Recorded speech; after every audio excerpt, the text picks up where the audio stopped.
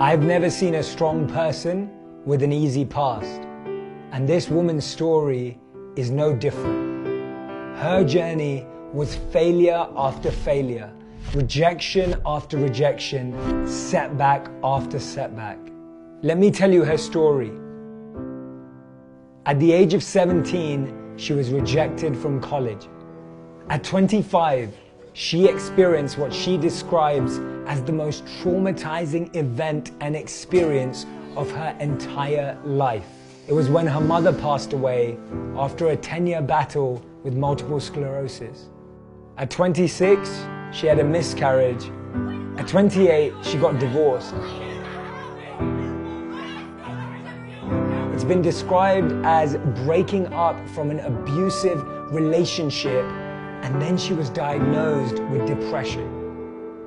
As you can see, her life so far was not simple or easy, but actually it was quite the opposite.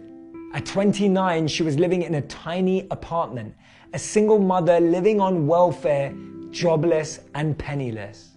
She said she was as poor as possible without being homeless. In her 2008 Harvard University commencement speech, she said she was the biggest failure she knew. And at 30, after suffering the loss of her mother, after being rejected from college, after being in an abusive relationship, after going through a miscarriage and giving birth and being jobless and penniless in the UK, she wanted to commit suicide.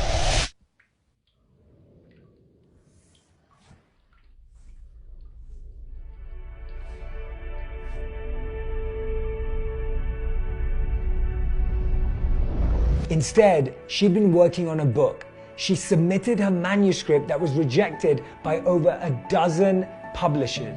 At 31, she finally published her first book. At 35, she became Author of the Year. At age 42, she sold 11 million copies of her book within 24 hours. Her name is J.K. Rowling, the author of Harry Potter. She has become one of the most successful authors of all time and one of the wealthiest women in the world, but all through a struggle, pain, and journey of hardship. In 2006, she told a newspaper that most of her books are about death because of how she lost her own mother. And that's in Harry Potter's experience of the death of his parents, and also in Voldemort's addiction to immortality, because she stated, "Aren't we all frightened of death? When we think we don't have time to be creative, when we think we feel pressure because of our workplace, we can recognize this incredible example of J.K. Rowling and how she was able to find creativity even when her life was crumbling." In 2011, Forbes estimated her worth to be $1 billion. But allegedly, she doesn't have that ranking anymore. Do you know why? Because she decided to donate a significant amount of her money to charity. This is a lesson for all of us.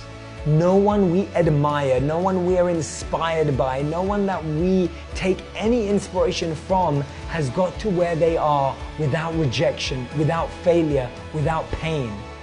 And remember this changed my life. Any rejection is just redirection.